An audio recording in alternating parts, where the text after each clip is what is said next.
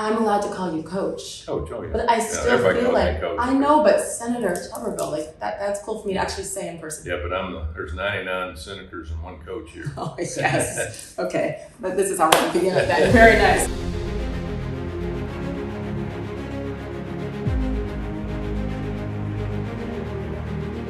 But the reason why I'm here, I'm honored as Women's History Month. I think I'm honored for that to be part of it, and still disappointed and disturbed at where we are today with women's sports and the fact that we have to have discussions to defend women in sports. Why do you think we are here where we're fighting for women to maintain their place? Well, first of all, one of the reasons I came up here was because of education. Being a coach, I went into every state and high schools all over the country, and I saw the direction that we were going in education, what our kids were not learning and should have been learning. And the one positive thing in my lifetime was women's sports in Title IX. I started years ago coaching in high school, and Title IX had just started.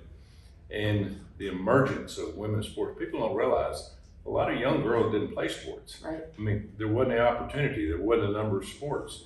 You might be able to play basketball, maybe, or run track, but there was no gymnastics. You know, there was no softball.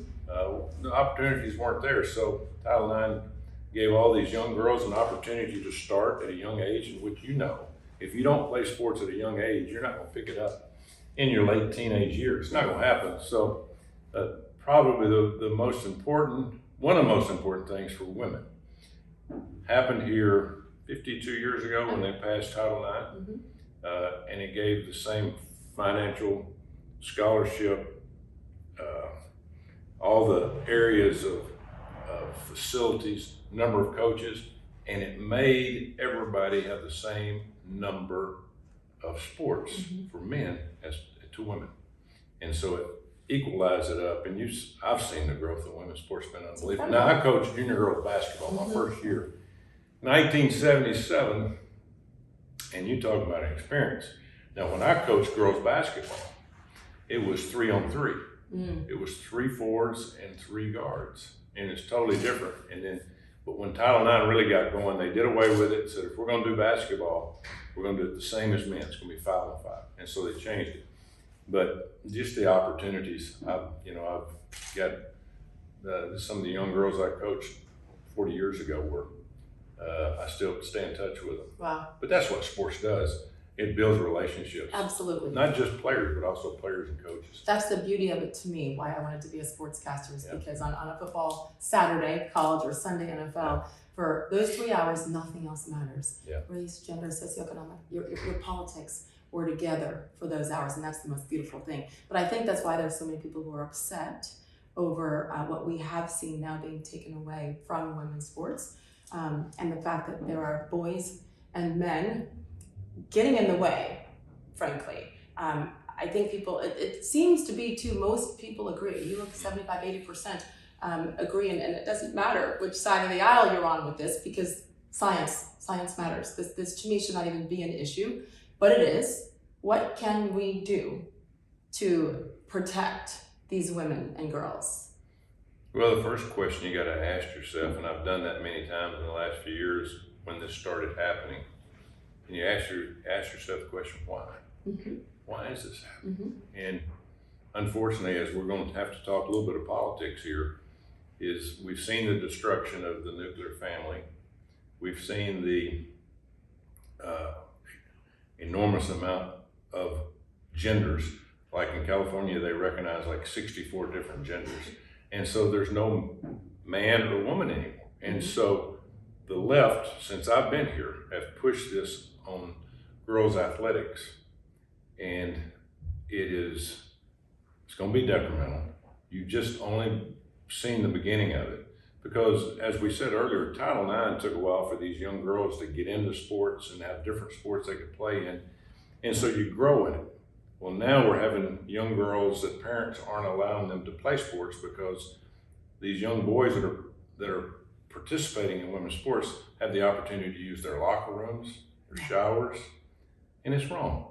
And it's dead wrong. And we're the feminist groups. I keep waiting for, wait a minute, I'm one voice up here, but there needs to be other voices that are saying and are reaching out and saying, this is wrong. I have been floored by that, and so disappointed, and gotten in a lot of trouble on social media for calling for that. Where are my girls? Where are the women? Where are those very influential athletes who know that if men had been playing soccer, Megan Rapinoe, you would never have had a chance on a women's national team if we had allowed this to happen a long time ago. So coaches are going to recognize that, but you're exactly right. Women, older women that play sports. I think Billie Jean King's come out and said it's wrong. I think Martina Navratilova. Yeah, Martina Navratilova. But otherwise, most have been quiet, and that's the part that is disturbing. You know, I've talked several times to Caitlyn Jenner. Mm-hmm. She's been very 100% against this happening. Mm-hmm. So there's science behind it. I mean, this isn't even opinion, and I think we all know that, which is why the silence to me is deafening. And the only thing that I know to do right now is to continue as a woman, and as a woman who's been part of sports my whole life, and then as a journalist, fighting for these young women, is to keep saying, to me, this is the hill to die on for me. And I'm older than some of these young women, but it's now or never, because we see that certain factions of this country are not going to stop at us just saying, please don't. But for this to happen, yes, for you to win, for women's sports to win and overcome this, it's going to have to be women that change it. But I think men are responsible as well. And I know a lot of former football players at ESPN and basketball players, men who have daughters who are being affected by this and are quiet. So yes, us, but we need you too. Oh yeah, no, I agree with that. You know, we'll speak out, men will speak out, coaches will speak out, but the people are actually going to make a difference here to get this changed is other women. And athletes who choose to not play. We've seen that on some high school and junior high levels. But that's a scary concept to a young girl who's worked her whole life to get to that moment, and then to take a stand risking your future. That's why, to me, it is men and women, fathers and mothers and everybody. But, you know, the young girls and young boys have dreams of achieving a goal, whether it's win a championship or play in the NFL or be a WNBA basketball player or win an Olympic gold medal. They all have goals, but a lot of those goals are going to be shot down. Just look at Riley Gaines. You know, she wanted to win a national championship, and she has won one. Mm-hmm. But to achieve a goal of more goals than what she had, she was shut out. So finally, what can the rest of us do besides use our voice? What can happen here in the nation's capital to help continue to preserve? What advice would you give us? Well, to get anything done up here, people have to show interest. You have to have families, you have to have moms come up, you have to have dads come up, you have to push the agenda. I mean, I can remember when Title IX was pushed, the feminist groups were up in arms. We want the same things for our daughters as our sons are getting. And by golly, we're going to get our way or we're not leaving this place. And the same thing's going to have to happen here. There's going to have to be an uprising. There's going to have to be a show of interest, because people up here get elected on the voice of people.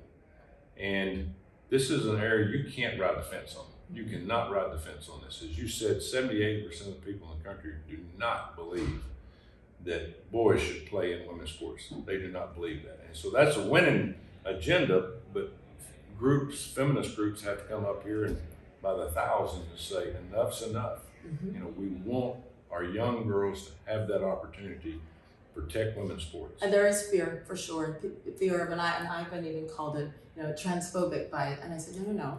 There's nothing that I can separate, and trans people absolutely need a safe space to play. I believe that can be achieved without taking away all the progress we've made with women and girls. And you got to get over the fear, or this is going to get worse. So I'm grateful that you care so much. Well, I truly believe what you just said. This is a free country. Yes. And it gives you an opportunity. That's all it owes you. It owes you an opportunity. Mm-hmm. But you got to go by the rules. You got to play by the rules. And for us to get through this, people have to understand there's a lane for everybody. And I don't care who you are. Yeah. What you think you are it does makes me no Do your difference. thing. Do your thing, but just do it the right way. Yes, this is not fair. No. All the science stuff, people are, this is as obvious as it gets. We heard about science during COVID. Hashtag science. Oh, yes. Yeah. Okay, I'll behave. Thank you so much. Thank you.